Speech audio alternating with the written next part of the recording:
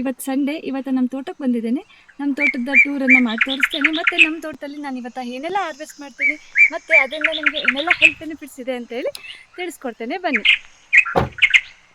Sunday ಆಗಿರೋದ್ರಿಂದ ಬೆಳಗ್ಗೆನೇ ಬಂದಿದ್ದೀನಿ, ಆದ್ರೂ ತುಂಬ ಬಿಸಿಲು. ಅಲ್ಲೇ 8:30 ಆಗಿದೆ. ನೋಡಿ, ನಮ್ಮ ತೋಟದಲ್ಲಿ ಅಡಿಕೆ ತುಂಬಾ ಚೆನ್ನಾಗಿ ಬಂದಿದೆ. ತುಂಬಾ ಖುಷಿಯಾಗುತ್ತೆ. ತುಂಬ ಚೆನ್ನಾಗಿ ಬಂದಿದೆ ನಮ್ಮ ಅಡಿಕೆ. ನೋಡಿ, ಮೊದಲನೇ ಹೊಂಬಾಳೆ ಕೂಡ ಹೊಡಿತಾ ಇದೆ. ಚೆನ್ನಾಗಿದೆಯಾ? ಇವತ್ತು ನಮ್ಮ ತೋಟಕ್ಕೆ ಬಂದಿರೋದು ಉದ್ದೇಶ, ಇದೆರಡು ಎಳ್ನೀರು ಕುಡ್ಕೊಂಡು ಆರಾಮ್ಸೆ ಎಂಜಾಯ್ ಮಾಡಿಕೊಂಡು, ಪರಂಗಿ ಹಣ್ಣಿದೆ ಅಂತ ಹೇಳಿದ್ರು, ಪರಂಗಿ ಹಣ್ಣು ಕಿತ್ಕೊಂಡು, ನನಗಿನ್ನೂ ಒಂದು ಐಟಮ್ಸ್ ಬೇಕಿತ್ತು, ಅದು ನಮ್ಮ ತೋಟದಲ್ಲಿದೆ. ನಾವು ಆಲ್ಮೋಸ್ಟ್ ನಮ್ಮ ಮನೆಗೆ ಬೇಕಾಗಿರ್ತಕ್ಕಂಥ ಎಲ್ಲ ಐಟಮ್ಸನ್ನು ಆಲ್ಮೋಸ್ಟ್ ನಮಗೆ ಸಿಗ್ತಕ್ಕಂಥದ್ದನ್ನೆಲ್ಲ ನಾವು ನಮ್ಮ ತೋಟದಲ್ಲೇ ಬೆಳ್ಕೊಳ್ತೀವಿ. ಇವತ್ತು ನಿಮಗೊಂದು ವಿಡಿಯೋ ಮಾಡೋಣ ಅಂದ್ಕೊಂಡಿದ್ದೆ, ಒಂದು ಹೆಲ್ತ್ ಬೆನಿಫಿಟ್ಸ್ ಬಗ್ಗೆ. ಅದನ್ನು ತೊಗೊಂಡೋಗ್ಬೇಕು ಅಂತಲೇ ಬಂದಿದ್ದೇನೆ ಇವತ್ತು. ಹಾಗೆಯೇ ಪರಂಗಿ ಹಣ್ಣಾಗಿದೆ, ಅದನ್ನು ಕೂಡ ಕಿತ್ಕೊಂಡು ಹೋಗೋಣ, ಬನ್ನಿ ತೋರಿಸ್ತೀನಿ. ನೋಡಿ, ಚೆನ್ನಾಗಿ ಹಣ್ಣಾಗಿದೆ. ಹಾಗೆ ತೊಗೊಂಬಿಟ್ಟು ಇದನ್ನು ಕೂಡ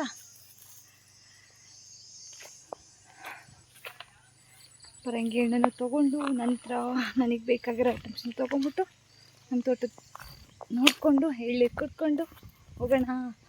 ಬೆಳಗ್ಗೆ ಎದ್ದ ತಕ್ಷಣ ಬಂದು ಎಳ್ನೀರು ಕುಡಿಯೋದ್ರಿಂದ ನಮಗೆ ತುಂಬಾ ಹೆಲ್ತ್ ಬೆನಿಫಿಟ್ಸ್ ಸಿಗುತ್ತೆ. ಮತ್ತು ಸೋಲೋ ಸುಸ್ತೇನಾದರೂ ಇದ್ರೂ ಆರಾಮಾಗುತ್ತೆ. ನಾವು ತೋಟಕ್ಕೆ ಬರೋದು ಸಂಡೇ ಮಾತ್ರನೇ. ಚೆನ್ನಾಗಿದೆ, ಬಟ್ ಬಿಸಿಲಲ್ಲಿ ಜಾಸ್ತಿ ಓಡಾಡಲ್ಲ, ಹಾಗಾಗಿ ಸ್ವಲ್ಪ ಸ್ವೆಟಿಂಗ್ ಜಾಸ್ತಿ ಆಗುತ್ತೆ. ತುಂಬಾ ಚೆನ್ನಾಗಿರುತ್ತೆ ಫ್ರೆಂಡ್ಸ್ ತೋಟ. ಆರಾಮ್ಸೆ ಒಂದು 5-10 ನಿಮಿಷ ಕೂತ್ಕೊಂಡು ರೆಸ್ಟ್ ಮಾಡ್ಬೋದು. ನಾವೇ ನಮ್ಮ ತೋಟದಲ್ಲಿ ಬಾಳೆ ಕೂಡ ಹಾಕ್ಕೊಂಡಿದ್ದೀವಿ. ನಮಗೆ ಬಾಳೆಹಣ್ಣು ಬೇಕು ಅಂದರೆ ನಾವು ಅಂಗಡಿಯಿಂದ ತರೋದೇ ಇಲ್ಲ. ನಮ್ಮ ತೋಟದ ಬಾಳೆಹಣ್ಣು ನಾವೇ ಮನೇಲೇ ಹಣ್ಣು ಮಾಡ್ಕೊಳ್ತೇವೆ. ಈಗಂತೂ ಎಲ್ಲ ಹೊರಗಡೆ ಫ್ರೂಟ್ಸ್ ಸಿಗ್ತಕ್ಕಂಥದ್ದು ಎಲ್ಲದನ್ನು ಕೂಡ ಕೆಮಿಕಲ್ಸ್ ಹಾಕಿನೇ ಹಣ್ಣು ಮಾಡೋದು ಜಾಸ್ತಿ. ಆದಷ್ಟು ನಮಗೆ ನಾವು ಓನಾಗಿ ಬೆಳ್ಕೊಳೋದು ತುಂಬಾ ಒಳ್ಳೆಯದು ಅಲ್ವಾ. ಹಾಗಾಗಿ ನಮ್ಮ ಕೈಲಿ ಆದಷ್ಟು ನಾವು ಮನೆಯಲ್ಲಿ ಸಿಗ್ತಕ್ಕಂಥದ್ದನ್ನೇ ನಾವು ತಿನ್ನಬೇಕು. ನಮ್ಮ ತೋಟದಲ್ಲಿ ನೋಡಿ ಫ್ರೆಂಡ್ಸ್, ತುಂಬ ಬಾಳೆ ಹಾಕಿದ್ದೀವಿ. ನಮಗೆ ಬೇಕಾದಷ್ಟು ಬಾಳೆ ಸಿಗುತ್ತೆ ಇಲ್ಲಿ. ಹಾಗೆಯೇ ಒಂದು 2-3 ಮಾವಿನ ಹಣ್ಣಿನ ಮರನೂ ಇದೆ. ಈ ಸೀಸನ್ನಲ್ಲಿ ನಮಗೆ ಮಾವಿನ ಹಣ್ಣು ಸಿಗುತ್ತೆ, ಬಟ್ ಈ ಸಲ ಯಾಕೋ ಮಾವಿನ ಫಸಲೇ ಇಲ್ಲ. ತುಂಬ ಬೇಜಾರಾಗುತ್ತೆ ಅದೊಂದಕ್ಕೋಸ್ಕರ. ಮಾವಿನ ಹಣ್ಣು ಯಾರು ಇಷ್ಟ ಇಲ್ಲ ಹೇಳ್ರಿ, ಹಣ್ಣಿನ ರಾಜ ಅಂತಲೇ ಹೇಳ್ಬೋದು ಮಾವಿನ ಹಣ್ಣನ್ನು. ಬಟ್ ಈ ಸಲ ಮಾವಿನ ಹಣ್ಣಿಲ್ಲ. ಇಟ್ಸ್ ಓಕೆ, ನೆಕ್ಸ್ಟ್ ಆಗುತ್ತೆ. ಸ್ವಲ್ಪ ಇದೆ, ಬಟ್ ಅದು ಯಾರಿಗೂ ಆಗಲ್ಲ. ಮಾವಿನ ಹಣ್ಣು ತುಂಬ ಇಷ್ಟಪಡ್ತಾರೆ. ನಮ್ಮ ಮಕ್ಕಳಂತೂ ಹೆವಿ ಇಷ್ಟಪಡ್ತಾರೆ ಮಾವಿನ ಹಣ್ಣು. ಮಾವಿನ ಹಣ್ಣು, ಪರಂಗಿ ಹಣ್ಣು, ಬಾಳೆಹಣ್ಣು, ಚಕೋತ ಇತ್ತು. ಚಕೋತ ಹಣ್ಣು ಕೇಳಿದ್ದೀರಾ? ಚಕೋತ ಹಣ್ಣಿನ ಮರನೂ ಇತ್ತು, ಬಟ್ ಯಾಕೋ ಹಾಳಾಯಿತು. ಇನ್ನೂ ಇದೆ, ಹಲಸಿನ ಹಣ್ಣಿದೆ. ಹಲಸಿನ ಹಣ್ಣು ತುಂಬಾ ಚೆನ್ನಾಗಿರುತ್ತೆ, ಟೇಸ್ಟಿ. 2 ಹಲಸಿನ ಮರ ಇದೆ, ತೋರಿಸ್ತೇನೆ ಬನ್ನಿ.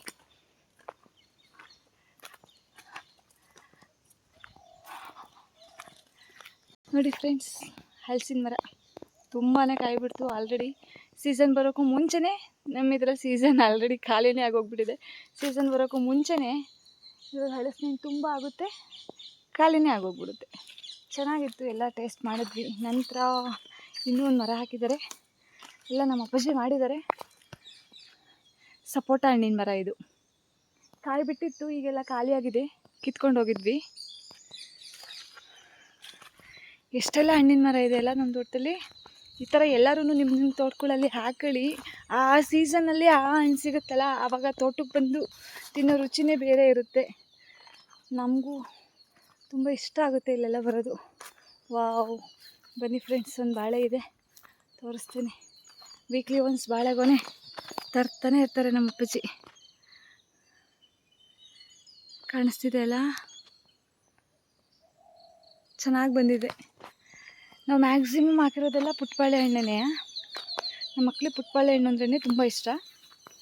ಬನ್ನಿ ಇನ್ನೊಂದು ಮರ ತೋರಿಸ್ತೀನಿ. ಎಷ್ಟು ಥರ ವೆರೈಟೀಸ್ ಇದೆ. ಇಲ್ಲೂ ಪರಂಗಿ ಹಣ್ಣು ಇದೆ, ನಂತರ ಪೇರಳೆ ಹಣ್ಣು ಕಾಣಿಸ್ತಿದೆಯಾ, ಪೇರಳೆ ಹಣ್ಣು ಅಥವಾ ಸೀಬೆ ಹಣ್ಣು ಅಂತೀವಿ ನಮ್ಮ ಕಡೆ, ಒಬ್ಬೊಬ್ಬರು ಪೇರಳೆ ಹಣ್ಣು ಅಂತೀವಿ. ಆ ಥರ ಹಣ್ಣು ಕೂಡ ಇದೆ. ಬಟ್ ಕಾಯಿ ಇನ್ನೂ ಆಗಿಲ್ಲ. ಗೌರಿ ಹಬ್ಬದ ಟೈಮಲ್ಲಿ ತುಂಬ ಚೆನ್ನಾಗಾಗುತ್ತೆ ಅದರಲ್ಲಿ. ಬಟ್ ನಮ್ಮ ತೋಟದಲ್ಲಿ ಬಾಳೆ ಮರನೇ ಜಾಸ್ತಿ ಇದೆ.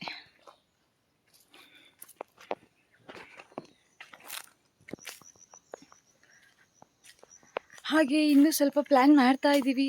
ಇನ್ನೂ ಬೇರೆ ಬೇರೆ ಫ್ರೂಟ್ಸ್ ಮತ್ತು ವೆಜಿಟೇಬಲ್ಸ್ದು ಎಲ್ಲ ಥರದ್ದೂ ಇಲ್ಲೇ ಹಾರ್ವೆಸ್ಟ್ ಮಾಡೋಣ ಅಂತ ನೋಡಬೇಕು. ಮತ್ತು ಬೇರೆ ಮರಗಳು ಇರ್ತಾವಲ್ಲ ಸ್ವಲ್ಪ, ಆ ಥರದ್ದೆಲ್ಲದೂ ಇಲ್ಲೇ ಒಂದು ಪ್ಲ್ಯಾನ್ ಮಾಡಿ ಕ್ಲೀನಾಗಿ ಬೆಳೆಸೋಣ ಅಂತ ಪ್ಲ್ಯಾನ್ ಇದೆ. ನನಗೆ ನೆಲ್ಲಿಕಾಯಿ ತುಂಬ ಇಷ್ಟ. ನೆಲ್ಲಿಕಾಯಿ ಮರ ಒಂದು ಹಾಕಬೇಕು. ಅಂದರೆ ಬೆಟ್ಟದ ನೆಲ್ಲಿಕಾಯಿ ಬರುತ್ತಲ್ಲ, ಅದು ನಮ್ಮ ಹೆಲ್ತಿಗೆ ತುಂಬಾ ಒಳ್ಳೆಯದು. ನಾನು ವೀಡಿಯೋದಲ್ಲಿ ತಿಳಿಸ್ಕೊಟ್ಟಿದ್ದೀನಿ. ಅದನ್ನು ಕೂಡ ನಾವು ನಮ್ಮ ತೋಟದಲ್ಲೇ ಹಾಕಬೇಕು ಅನ್ನೋ ಒಂದು ಆಸೆ ಇದೆ. ಮಾವಿನ ಮರ ಬಟ್ಟು ತುಂಬ ಕೆಂಚಿಗೆ ಆ ಥರದ್ದು ತುಂಬ ಜಾಸ್ತಿ ಇದೆ. ನಾನಿವತ್ತು ಮೇಯ್ನ್ ನಮ್ಮ ತೋಟಕ್ಕೆ ಬಂದಿದ್ದು ಕರಿಬೇವಿನ ಸೊಪ್ಪಿನ ಗಿಡ. ಇದ್ರದ್ದು ನನಗೆ ಎಲೆ ಬೇಕಿತ್ತು, ಹಾಗಾಗಿ ತೊಗೊಂಡೋಗೋಣ ಅಂತ ಬಂದೆ. ಹಾಗೇ ನನಗೆ ಪರಂಗಿ ಹಣ್ಣು, ಎಳ್ನೀರು ಎಲ್ಲದೂ, ಎಳ್ನೀರು ಕುಡ್ದಾಯಿತು ಆಲ್ರೆಡಿ. ಪರಂಗಿ ಹಣ್ಣು ತಗೊಂಡು ಸ್ವಲ್ಪ ಕರಿಬೇವಿನ ಸೊಪ್ಪೆಲ್ಲ ಫ್ರೆಶ್ಶಾಗಿ ಸಖತ್ತಾಗಿದೆ, ತೊಗೊಂಡೋಗೋಣ. ಸಿಟಿಗಳಲ್ಲಿ ಇದಕ್ಕೇ ಎಷ್ಟೊಂದು ದುಡ್ಡು ಕೊಟ್ಟು ತೊಗೊಳ್ತಾರೆ. ಬಟ್ ನಮಗಿವೆಲ್ಲ ಫ್ರೀಯಾಗಿ ಸಿಗುತ್ತೆ. ಫ್ರೀಯಾಗಿ ಸಿಗೋದನ್ನು ಚೆನ್ನಾಗಿ ನಮ್ಗೆ ಹೆಲ್ತ್ಗೆ ಏನೇನು ಅನುಕೂಲ ಇದೆ ಅದನ್ನೆಲ್ಲದನ್ನು ನಾವು ಯೂಟಿಲೈಸ್ ಮಾಡ್ಕೋಬೇಕಲ್ವಾ. ಹಾಗಾಗಿ ತೊಗೊಂಡೋಗೋಣ ಬನ್ನಿ.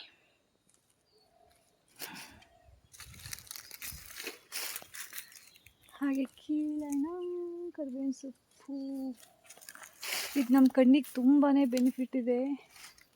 ನಾನು ಡೈರೆಕ್ಟ್ ಇದನ್ನು ತಿನ್ನಲ್ಲ, ಆದರೆ ನಮ್ಮ ಮನೇಲಿ ಚಟ್ನಿ ಈ ಥರ ಎಲ್ಲ ಮಾಡಿದಾಗ ನಾನು ಸ್ವಲ್ಪ ಜಾಸ್ತಿನೇ ಬಳಸ್ಕೊಳ್ತೇನೆ. ಹಾಗಾದ್ರೂ ನಮ್ಮ ಹೆಲ್ತಿಗೆ ಬೆನಿಫಿಟ್ ಸಿಗಲಿ ಅಂತೇಳಿ ತೊಗೊಂಡಿದ್ದೀನಿ. ತುಂಬ ಫ್ರೆಶ್ಶಾಗಿದೆ, ತುಂಬ ಚೆನ್ನಾಗಿದೆ. ಇದರಲ್ಲಿ ಏನೆಲ್ಲ ಮಾಡ್ಬೋದು ಮತ್ತು ಯಾವ ರೀತಿ ಇದರ ಹೆಲ್ತ್ ಬೆನಿಫಿಟ್ಸ್ ಇದೆ, ಇದನ್ನು ಯಾವೆಲ್ಲ ರೀತಿಯಾಗಿ ನಾವು ಬಳಸ್ಕೋಬಹುದು, ಇದರಿಂದ ನಮ್ಗೆ ಏನೆಲ್ಲ ವಿಟಮಿನ್ ಸಿಗುತ್ತೆ, ಏನೆಲ್ಲ ಆರೋಗ್ಯಕ್ಕೆ ನಮಗೆ ಒಳ್ಳೆಯದು ಅನ್ನೋದನ್ನು ನಾನು ಒಂದು ವ್ಲಾಗ್ ಮಾಡಿ ನಿಮಗೆ ತಿಳಿಸ್ಕೊಡ್ತೇನೆ. ಇದರ ಹೆಲ್ತ್ ಬೆನಿಫಿಟ್ಸ್ ನೀವು ಇದನ್ನು ತಿಳ್ಕೊಂಡು ನಿಮ್ಮ ಮನೆಯಲ್ಲೂ ಹೆಚ್ಚೆಚ್ಚಾಗಿ ಬಳಸಿ. ಟೇಸ್ಟ್ ಕೂಡ ಚೆನ್ನಾಗಿರುತ್ತೆ ಮತ್ತು ಹೆಲ್ತಿಗೆ, ಮೇಯ್ನ್ ಹೆಲ್ತಿಗಂತೂ ತುಂಬಾ ಬೆಸ್ಟ್ ಫುಡ್ ಅಂತಲೇ ಹೇಳ್ಬೋದು. ಇದರ ಬೆನಿಫಿಟ್ಸನ್ನ ನೆಕ್ಸ್ಟ್ ವಿಡಿಯೋದಲ್ಲಿ ತಿಳಿಸ್ಕೊಡ್ತೇನೆ. ಟಾಟಾ, ಬಾಯ್ ಬಾಯ್.